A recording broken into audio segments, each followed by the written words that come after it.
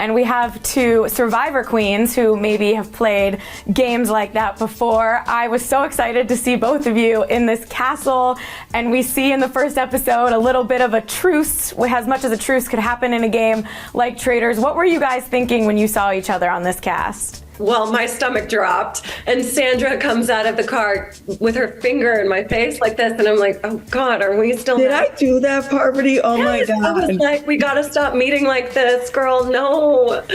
Because we needed each other out there. I mean, I didn't really know anybody besides for Sandra, so we had to find a way to work together and not be at odds. And I'm so grateful that Peppermint, took it upon her beautiful self to bring us together, help us shake hands and bury the hatchet, and very early on.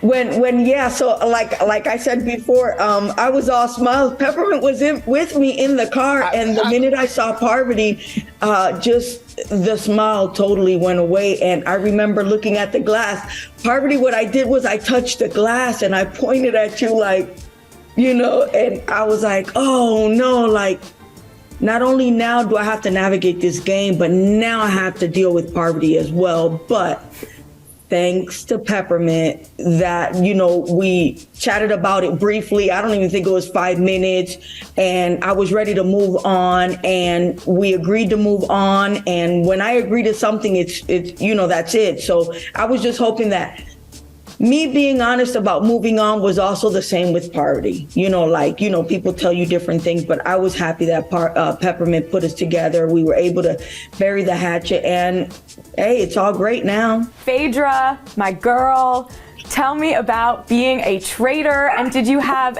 any sort of feeling that you had to protect your fellow housewives? What were you thinking when you were picked as a traitor? I was hoping that I could be a sweet traitor, like an angel traitor, I'll say.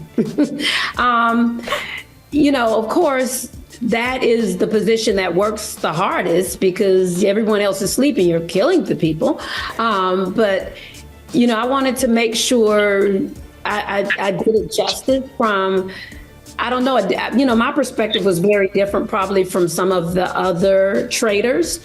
Because, I'm always going for the underdog.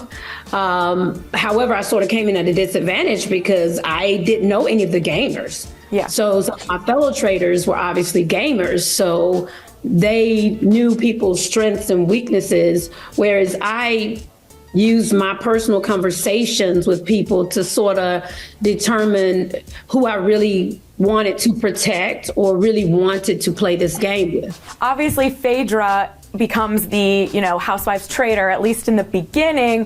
What were your thoughts on Phaedra as a traitor without giving too much away, when you think about that, if you were going into it, what kind of traitor do you think Phaedra would be? Well, working with Phaedra, knowing Phaedra from Housewives of Atlanta, I mean, we know she can be a little mischievous. She can be,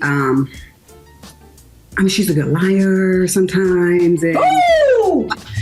I think that it's in our nature being housewives to be traitors in our core being. Yeah. That's what we do for a living. And she did that. Yeah, and the girls that were on were the ones that have been on for a long time. So I didn't trust any of them. Yeah. You didn't even trust me, Tamara? I didn't trust you. No. I didn't trust you either. It's a funny thing. Like, you don't know. Like, some people off camera, some people you don't. I didn't know Max when of course, I knew him from Dancing with the Stars. I've seen him at a child help charity event once. But other than that, I didn't know him. So I didn't know his personality. And so you're really looking at everybody's personality and how they change and they do anything different and all that. And when it came to, Sheree, I was like, she seems to be acting a little bit different. Me? Yes, maybe. I think we all were. Nobody trusts anybody. I didn't feel like I changed who I was at all the entire time. You were quiet. I'm always quiet. No, you're not. We've been to dinner. You ain't quiet. I don't need to be quiet anymore. But I was there. You're quiet? Who's gonna check me? Boo is quiet? I don't need to be quiet anymore. John, can we talk about the breathing? What was happening? Was that your biggest mistake? Was it your best move because it became such a thing? What was going on? It was almost certainly a mistake because you should probably be inscrutable. Yeah. Give nothing away.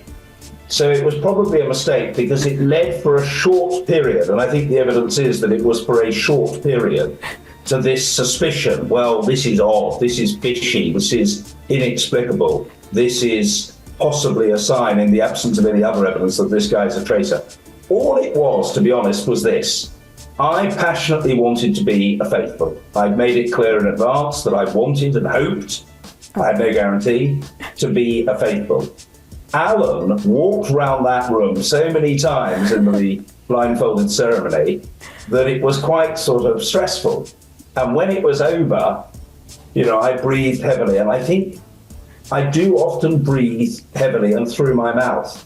And you know, I was asked by Janelle, well, you know, what's going on? And I said, well, you know, I've been asthmatic. And then there was an issue, well, you know, do you use an inhaler? No. Are you asthmatic now? And I said, no, look, historically I was asthmatic. I don't breathe very well.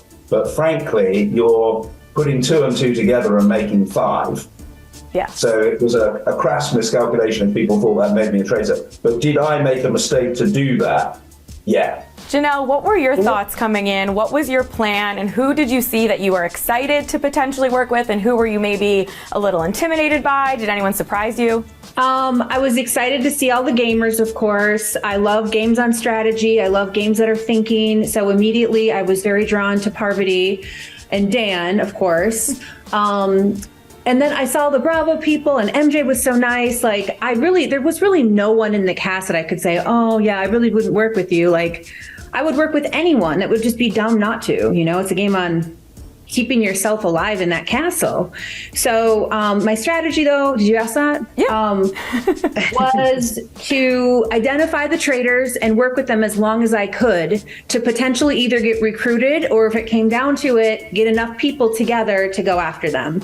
But I definitely didn't want to get like a real traitor like right away, because it just seemed kind of like dumb gameplay. Like, why would we get rid of someone like day 1 or 2 that was actually a traitor? They're just going to recruit. But if they don't recruit me, they could recruit a really good faithful that I'm working with. Very smart. MJ, what about you? Obviously, we had some housewives, some fellow Bravo celebrities. Did you want to maybe go with them? Were you hoping to learn from some of the gamers? What were you thinking when you were going in? I knew that if I were a traitor, I would not be able to keep a straight face for even like a second. Like, I am like one of those nervous laughers. I would just no game face. There would be no way. I would probably, you know, because like even that moment when we take our blindfolds off was so intense. So it's just, I was happy to just experience this very new thing with a lot of people in that room were strangers to me. Even a couple of the Bravo Labs were people that I'd never met before. So it was just like a brand new baby coming into the world.